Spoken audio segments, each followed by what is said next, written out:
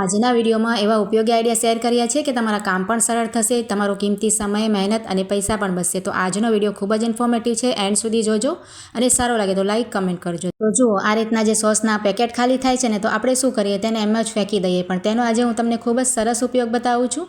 જો આ ખાલી થયું છે ને મારે, તો મેં તેને સરસ સ્વચ્છ રીતે ધોઈ લીધું છે, અંદર પાણી નાખી અને આપણે એકદમ તેને ક્લીન કરી લેવાનું। અને ત્યાર પછી છે ને, અહીંયા મેં ગરમ પાણી લઈ લીધું છે। જુઓ, એકદમ ઉકળતું નથી લીધું, હળવું ગરમ આપણે જે શેક કરીએ ને એ રીતે પાણી લીધું છે।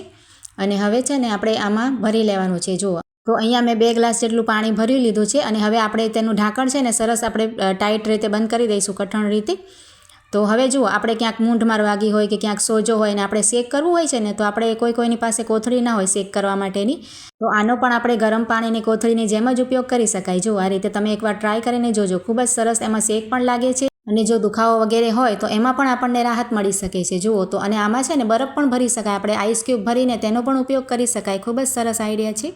ત્યાર પછી જો આ રીતના આપણે રસોડાની સિંક પાસે છે ને આપણે વાઇપર ટીંગાડતા હોઈએ કે પછી પાણીમાં ગાળવા માટેનું ગળનું ટીંગાડતા હોઈએ, પણ છે ને અહીંયા ખીલી વગેરે ના હોય તો એમને એમ આપણે નીચે રાખતા હોઈએ તો શું થાય કે વાઇપર છે ને ભીનાશવાળું રહે અને આપણે સુકાય પણ નહીં। તો તેના માટે તમને એક સરસ આઈડિયા બતાવું છું। જો આ રીતના આપણે નાનકડો ઢાંકણ લઈ લેવાનું। જુઓ, અહીંયા છે ને મેં જે આપણે મલમ આવે છે ને, સોપ્રામાઇસિન વગેરે ટ્યુબ આવે છે મલમની, તેનું આ રીતે સફેદ ઢાંકણ લીધું છે।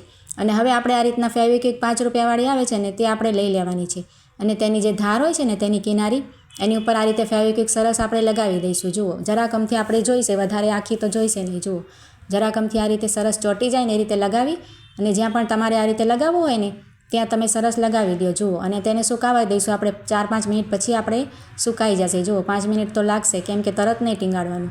તો આ રીતે આપણે ખીલી પણ નહીં લગાવવી પડે અને આ રીતે આ પ્લાસ્ટિક ઉપર આપણે ફેવિક્વિક લગાવ્યું છે ને એટલે સરસ ચોંટી જશે, નીકળશે નહીં। તમે ટ્રાય કરીને એકવાર જરૂરથી જોજો। અને આ રીતે જુઓ, તમારી પાસે સફેદ ઢાંકણ કદાચ આ રીતના ન હોય ને તો આ કોલગેટનું ઢાંકણ પણ લગાવી શકો, પણ અહીંયા છે ને મારે સફેદ ટાઇલ્સ છે ને એટલે મેં આ રીતનું વ્હાઇટ લીધું છે, તો આ રીતના ગયણું પણ લગાવી શકાય। જુઓ, ખૂબ જ સરસ આઈડિયા છે। જુઓ, તમે ટ્રાય કરજો અને સારો લાગ્યો હોય તો લાઇક કમેન્ટ દ્વારા જરૂરથી જણાવજો। ત્યાર પછી જો આ રીતના જે જબલા કોથળી છે ને, કરિયાણામાં અને શાકભાજીમાં ઘણી બધી આવે, પણ આપણે એમને રસોડામાં ક્યાંય પણ રાખી દઈએ અને ક્યારેક તો આપણને જોઈતી હોય તો મળે પણ નહીં, તો તેને રાખવા માટેની ખૂબ જ સરસ આઈડિયા બતાવું છું। જો આ રીતના આપણે તમારે જેટલી પણ જબલા કોથળી હોય ને એ આ રીતે લઈ લેવાની અને પાથરી દેવાની, સરસ આપણે કરચલી ન રહી ને એ રીતે। પછી તેને આ રીતે વાળવાની। જુઓ, પહેલાં સરસ આપણે સરખી પાથરી અને આ રીતે 4 ફોલ્ડ તેના કરી લેવાના આ રીતે, અને ત્યાર પછી નીચેથી છે ને તેને આ રીતે ટ્રાયેંગલ શેપમાં વાળવાનું આપણે।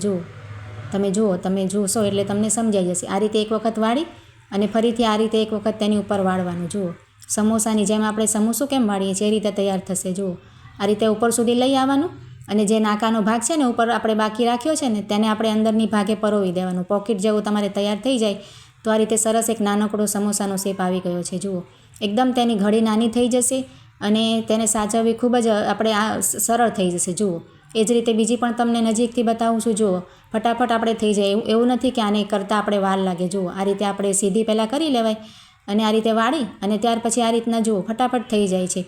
ક્યારેક આપણે ફ્રી હોઈએ તો આ રીતે કરીને રાખી દઈ શકાય। જુઓ, તો અહીંયા મેં 2 તૈયાર કરીને તમને બતાવી છે, એ જ રીતે હું બધી જ આપણે જબલા કોથળી તૈયાર કરી લઈશ। જુઓ, અને આ રીતના તૈયાર થઈ જાય ને તો આપણી પાસે જે પણ નાનો ખોખું હોય આ રીતના કે પછી નાનકડો આ રીતે ડબ્બો હોય, જુઓ વધારે પ્રમાણમાં હોય તો આ રીતે ડબ્બામાં પણ રાખી શકાય। જુઓ, એમાં ભરીને રાખીએ તો ઘણી બધી જબલા કોથળી આમાં સચવાઈ જાય ને ક્યાંય પણ આ ખોખાને આપણે સાચવીને રાખી શકાય। જુઓ, ખૂબ જ સરસ આઈડિયા છે। અને બહાર ક્યાંક આપણે લઈ જવી હોય આ રીતે કોથળી, તો તેને આ રીતે પર્સમાં પણ નાનકડી ઘડી હોય એટલે આ રીતે રાખી શકાય। જુઓ, ખબર પણ ના પડે કોઈને કે આમાં આપણે કોથળી લીધી છે। તો ખૂબ જ સરસ આઈડિયા છે, તમને કેવી લાગી છે તે કમેન્ટ દ્વારા જરૂર જણાવજો। ત્યાર પછી જો આ રીતના આપણે બોટલમાં છાશ વગેરે કે લીંબુ શરબત વગેરે ભરવું હોય ને ક્યાંક લઈ જવું હોય અને આપણે આ રીતે બીજે બોટલથી કે જગથી ભરતા હોઈએ ને તો આપણે છે ને બધી બહાર ઢોળાઈ જાય। જુઓ, તો તેના માટે હું તમને એક સરસ આઈડિયા બતાવું છું। આપણે પાણી કે કંઈ પણ ભરવું હશે તો આપણે ઢોળાશે નહીં। જુઓ, આ રીતના આપણે છે ને બોટલની ઉપર અંદરની ભાગે આ રીતે એક ચમચી રાખી લેવાની। જુઓ, અને ત્યાર પછી જે ચમચીનું આ રીતે હેન્ડલ છે ને આ રીતે તેની ઉપર બોટલને આ રીતે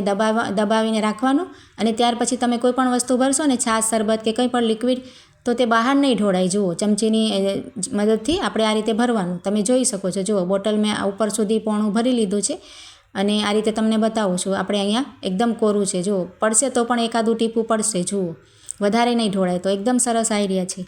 ત્યાર પછી જો આ રીતના આપણે શેમ્પૂની બોટલનો ખૂબ જ સરસ તમને ઉપયોગ બતાવું છું। આપણે ખાલી થાય ને તો ફેંકી દઈએ, તો તેને જો આ રીતે આપણે પહેલાં દોરી લેવાનું ઉપરથી શેપ આ રીતે કરી અને તેને એક છરી વગેરે ગરમ કરીને આ રીતે કટ કરી લેવાય। જુઓ, પહેલાં દોરી લઈએ એટલે આપણને ફાવે આ રીતે કટ કરી લેવાનું અને ત્યાર પછી તેનો આપણે કિચનમાં કે રસોડામાં કંઈ પણ વસ્તુ રાખવામાં ઉપયોગ કરી શકાય. જો અહીંયા મેં બ્રશ અને જે કોલગેટ આવે છે ને ટૂથપેસ્ટ તે રાખ્યા છે અને આપણે ખીલી વગેરે પણ પ્લાસ્ટિક હોય એટલે ટીંગાડી નાખી શકાય અને આ રીતે ચોંટાડીને પણ દિવાલમાં કે ટાઇલ્સમાં લગાવી શકાય. ખૂબ જ સરસ આઈડિયા છે. તો આજના આઈડિયા સારા લાગે તો લાઇક જરૂર કરજો.